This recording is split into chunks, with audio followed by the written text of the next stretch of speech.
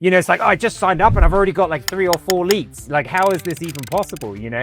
Let's see if we can spend a little more time on it. And then did you basically just move in and they were like, yeah, go run this way. And that built into a more than $50 million. Yeah. When you tell it like that, it sounds pretty awesome. But that was pretty much it. Because the biggest mistake I've made is like, I know that the company isn't at that level of maturity, and I still try to execute a strategy that's beyond where the company is at. Yeah, we're all guilty of that, I think. Yeah, exactly. And it's like, wow, you're setting yourself up for some pain there, because like no one's going to get what you're talking about.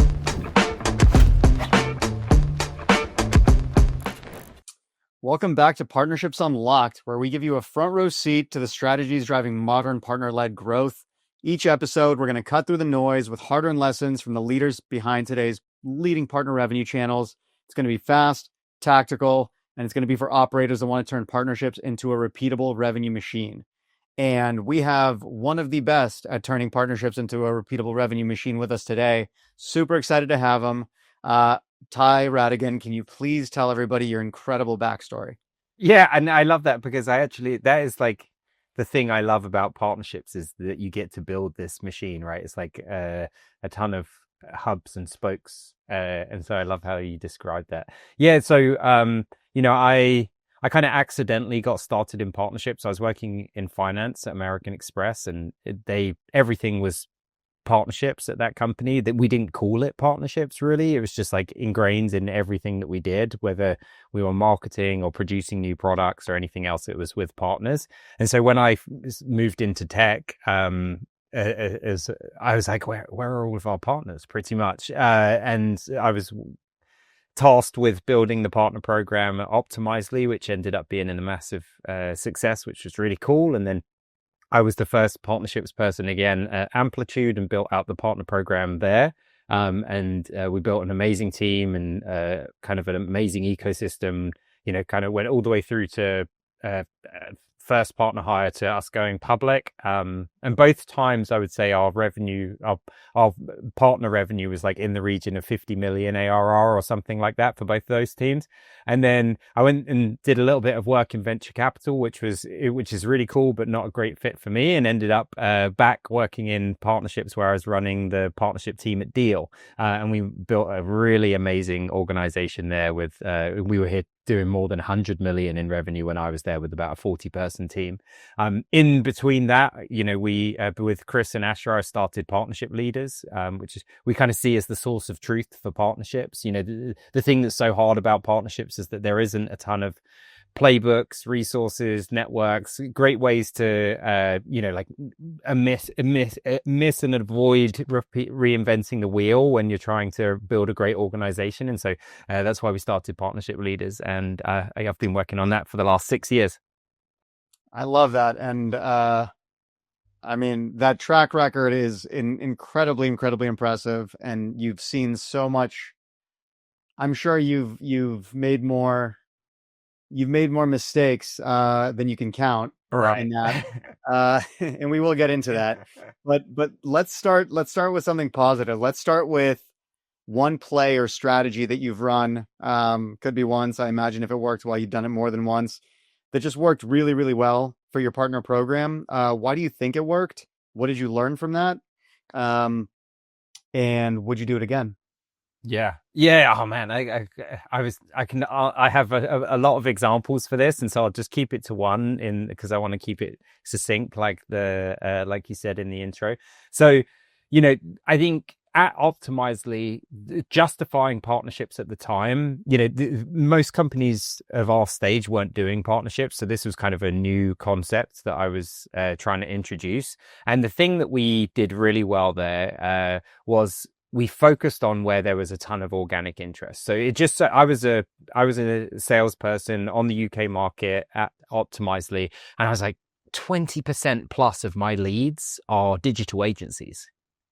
And, you know, they're not buying our product for themselves, so they must be using it for their customers. And so, I got a lot of leads. Optimizely, we had a really good marketing team, and so we got a lot of leads. So it's like a huge volume of inbound interest from digital agencies, you know. And so it's like, okay, there is organic interest here already. Like there is a pull, or like me spending time in this place is like leaning into demand versus leading into opportunity, or like conceived opportunity.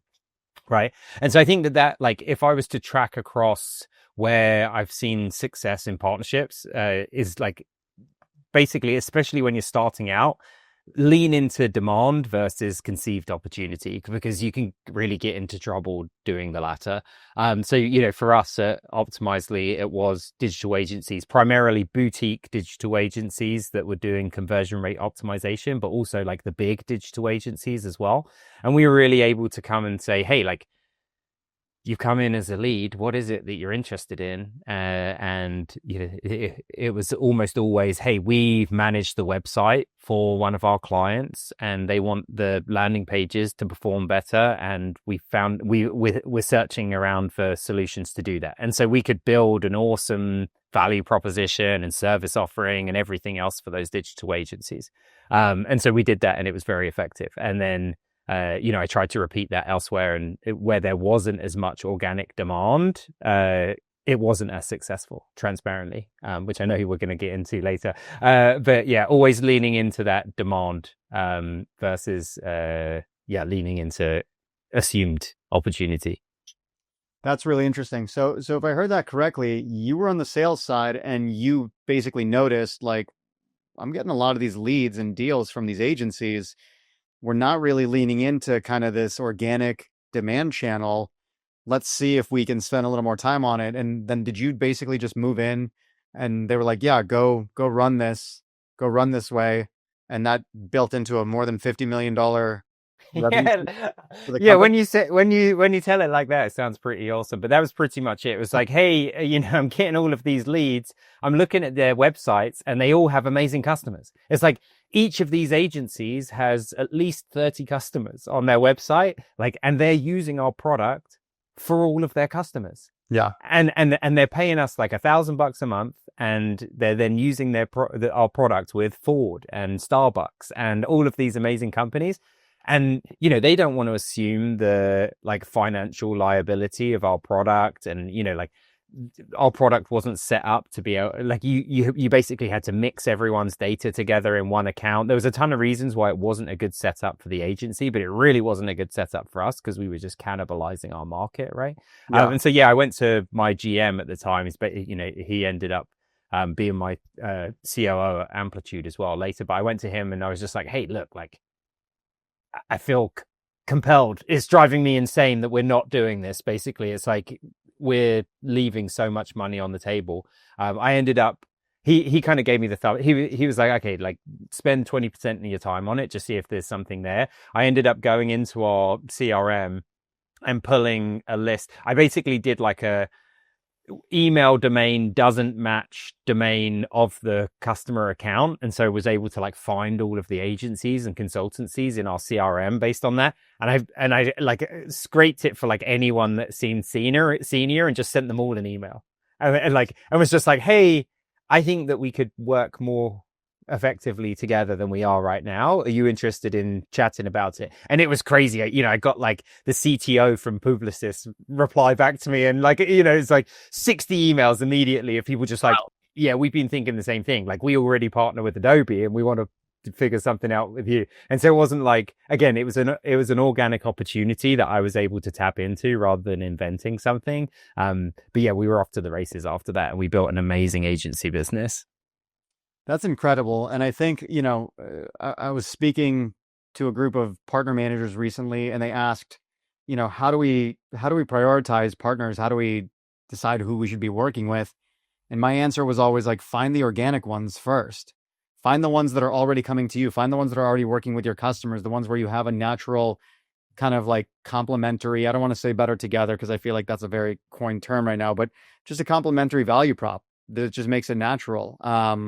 And so that's incredible. And look, let's not avoid the fact that, obviously Optimizely had a great product. So that helped, at the end of the day. If you don't have a good product, it doesn't matter, how hard you try. But I think that was a really interesting approach. and you just went for the low hanging fruit, and then it just kind of evolved from there, of course, right? And as we all know with agencies, there's an amazing keeping up with the Joneses phenomena, so that once you started to get traction, I'm sure the thing just snowballed. Right, exactly. Yeah, and we were able to build a big team. Kristen Miller actually was on the partnerships team in the US because I was based in Amsterdam at the time. So we ended up hiring a leader out in the US, and I ran the European business. And yeah, he joined that team, which was awesome. And yeah, we built a great team and a great business with all of the partners. That's awesome. That's an awesome story. Okay, let's move to the other side. I'm sure you're going to have a lot more things to pick from here because I think as all of us, there have been more failures than successes. If you're doing it right, I think, because Yeah. you got to be throwing a lot of stuff at the wall. You got to be running a lot of experiments. So yeah, what's one big like just failed strategy, and probably let's optimize for one where like it wasn't like a wild Hail Mary kind of a strategy. It's one that really logically should have worked, but it failed, and you learned something kind of really key that you took through to the rest of your career. Yeah, awesome. And yeah, no, you're totally right in the sense that I'm running experiments all the time as a partner leader because our feedback loop, especially if you're working with like small agile partner on the big strategic partnerships, it's a different story, right? It's like, okay, you don't have many swings with those, but if you're working with boutique agencies or you're working with like small ISVs and stuff, you can just run so many little tests because everyone's so agile, and your counterparts want to do stuff as well. So yeah, I've had like a million things not work, right? Because I'm running 1,000 tests a month or something. But the biggest one that comes to mind for me, especially like the most prescient insight, I would say for folks listening, was when we tried to roll out the AWS partnership at Amplitude. And so AWS had approached us. Justin Forth, actually, shout out to Justin. He was my counterpart at AWS, and he'd reached out and said, "Hey, we are interested in partnering with Amplitude." I mean, Amplitude, it's a sophisticated analytics product. We had a lot of compute power that was going through AWS, and they were like, "Hey, if you get really big, that would be awesome for us. So, like, we want to help you out," type thing, which was really cool. And so, we ended up staffing that. We put a person on it, and this is like pretty early days for the AWS marketplace, I would say, to be honest. There was a bunch of people doing business on that, but it's not like today, where it is almost a no-brainer for a lot of companies. And so, we put a person on it, and that person's goals and incentives and everything became aligned to us making progress on the AWS partnership. And, we dedicated engineering resources to building out everything. And then we just didn't see anything much in return, any progress, any revenue impact. Our team really were focused on sourced revenue as our primary metric. We were like, oh wow, there's this massive distribution channel, and we could reach thousands of companies through this marketplace listing and partnership. And we just didn't see any of that, and it ended up being, I feel bad because it ended up looking like the person that was running that relationship was unsuccessful when actually she was absolutely amazing. And it also just reflected badly on the team within the company. And, if you look at it now, that relationship's actually been really successful, and, it just took more time. But the failure came in like several levels. So the number one, the failure was that organizationally, we were not ready for that type of partnership. Like our level of maturity when it came to goals and, executive education and everything else. It was like exec team wanted sourced referred pipeline, and the AWS partnership was maybe never going to generate that, but definitely not in the short term. They were looking for revenue next quarter. And then, we were kind of begging, borrowing, stealing engineering product resources to get these things done. And in the same vein, it's like, hey, people are expecting a really quick turnaround. So our organizational maturity level wasn't ready for that type of partnership. I think also on the partnership team, we just hadn't set the goals, or we didn't really understand why we were doing this partnership and hadn't set effective goals for the partnership. And so like, we jumped into this thing and we kind of framed it incorrectly and set ourselves up for failure there as well.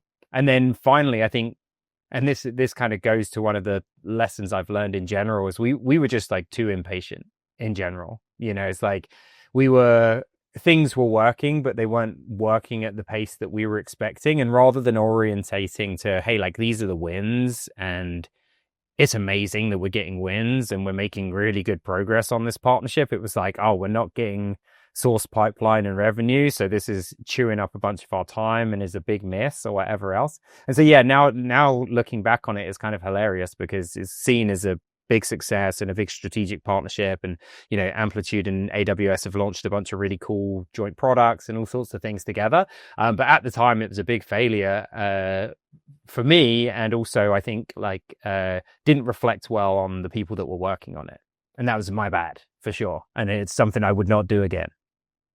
Interesting. So if I had to boil that down, the mistakes, if I heard correctly, the mistakes were just a lack of maturity on your organization's part, on your program's part, on the Amplitude side, misaligned expectations or complete lack thereof, and therefore people kind of just make up their own. And then probably just not giving it enough time. Yeah, and I would say it's like, realistically, we should have prioritized differently to start with. We should have said, hey, like this is an awesome opportunity. We'll take another look at this in 12 months. So it's like firstly a prioritization issue, right? Secondly, it was a readiness issue. Like I say, organizational readiness, the company, but also within our organization as well. Like we hadn't done the work and the research to figure out like what a partnership like this looks like. We were just like, wow, AWS wants to work with us. Great. Like we want to work with AWS, and we just jumped in, very green. And so like there was a bunch of readiness issues there, but then, basically being impatient and on both sides, all of the rest of our organization, but on the partnerships team as well. Just like, hey, this is sucking up a bunch of our time and it isn't doing the right stuff for us. Yeah. That makes a ton of sense. And I'm sure a lot of people that are going to be listening are familiar with someone saying like, hey, this looks like a good idea. It looks like a massive opportunity. Let's just go, without really thinking about the operational implications associated with it, or even just the maturity of the organization. So that's awesome. Okay. So then let's move into maybe like two or three things you just wish you knew earlier in your partnerships career, because it would have either made you more successful or saved you some troubles and heartaches. Yeah. Thank you. I think, one of them that's okay. So like going back to what we just spoke about, first one, really easy one is like, hey, understand the maturity level of your organization as it pertains to their understanding of partnerships, right? It's like, and not just how their depth of understanding, also like what they're expecting from your team. And I think once you understand that maturity level, like is their expectation, hey, like you're going to generate revenue, like sourced revenue, or is their expectation, hey, like partnerships are great for efficiency and we want them to source revenue, but we also want them to like influence revenue, and we want them to be used integrations because it's good for retention and adoption. So there's a bunch of like supporting operational metrics and benefits. Or are they like, hey, our ecosystem puts us in the middle of a category that we want to own. And if we have all of the services companies and the ISVs and the, like the resellers and distributors and everything locked up, this category is ours and no one can mess with it, and that is the AWS, Salesforce, NVIDIA, Facebook, Google, that's their strategy, right? It's like, we want to sit in the middle of it and no one can mess with us on it. And I think like one of the biggest problems for partnerships people is like, we all see that, and that's kind of like the North Star. But like when you talk about that to someone that just wants referred opportunities, they're like, what are you talking about? Like this person's insane. Like even talking about influence revenue to someone that just wants sourced opportunities, it's like, don't talk to me about that. It's like, I don't believe you. It sounds like you're just trying to fudge your numbers. Whereas Right. someone who's like, oh, our close rates are like 2 times higher, 3 times higher when we have partners in a deal. I want more partners in a deal. Your goal is to get more partners in a deal. If you start talking about influence to them, they're like, okay, amazing. Like this is operational efficiency. So I Yeah. think it's like understanding the organizational maturity level as it like understanding and expectations of what they want from partners, and then actually like doing that stuff. Yeah. Because the biggest mistake I've made is like, I know that the company isn't at that level of maturity, and I still try to execute a strategy that's beyond where the company is at. Yeah. We're all guilty of that, I think. Yeah, exactly. And it's like, wow, you're setting yourself up for some pain there, because like no one's going to get what you're talking about. Every time that you present your plan, it's just going to be so left field because no one else is thinking about that stuff. Yeah.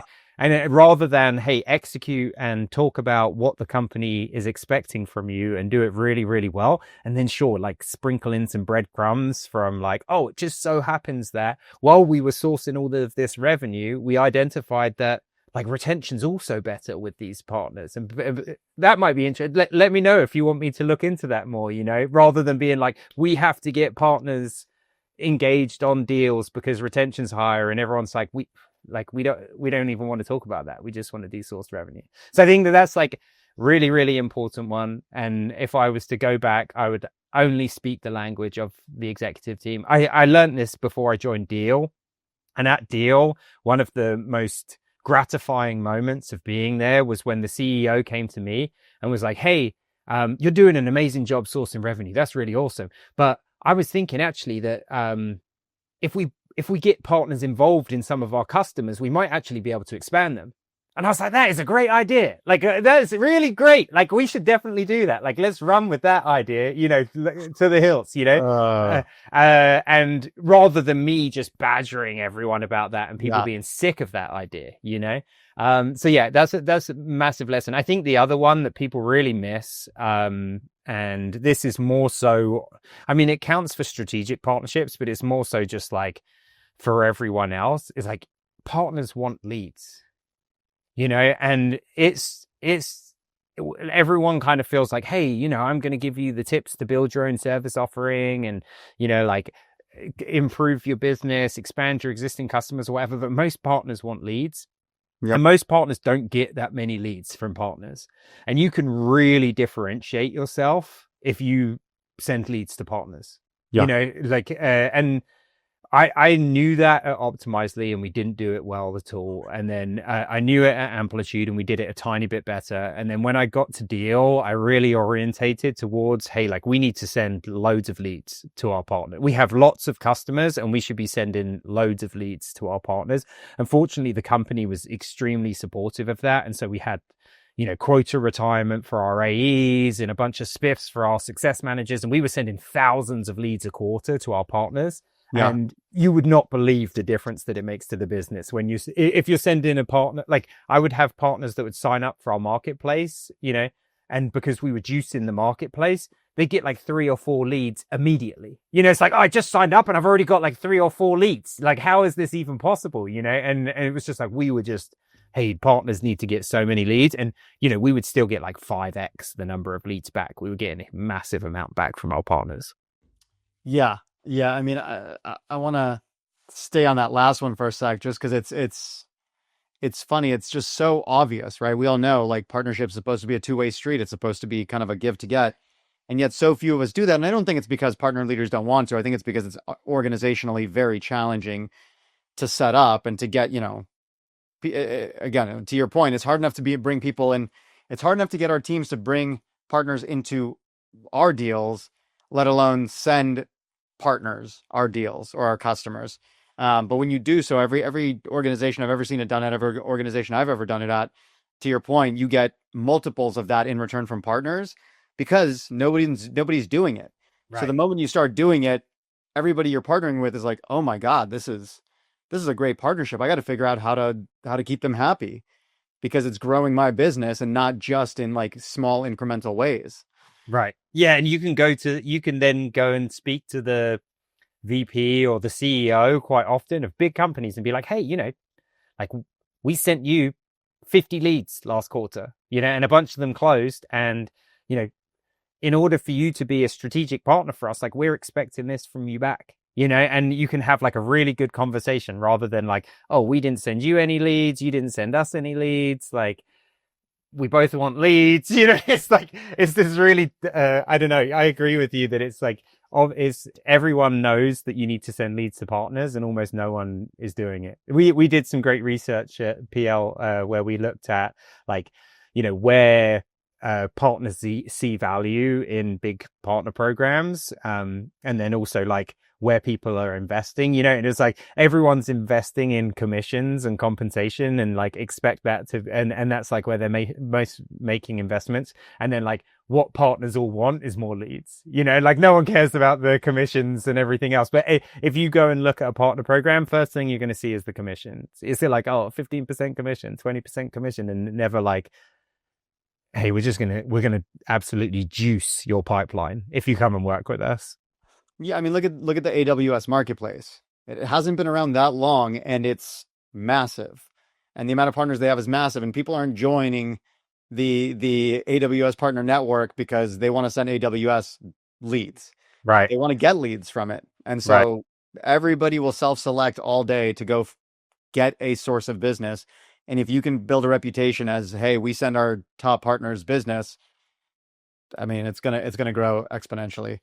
Tai, we've already gone longer than I think any of my other recordings, and I feel like Sorry. we can just, no, it's a compliment. I feel like we could just keep going. I feel like we've barely scratched the surface of your incredible career and just the lessons that you've learned. So we'll probably have to do another one.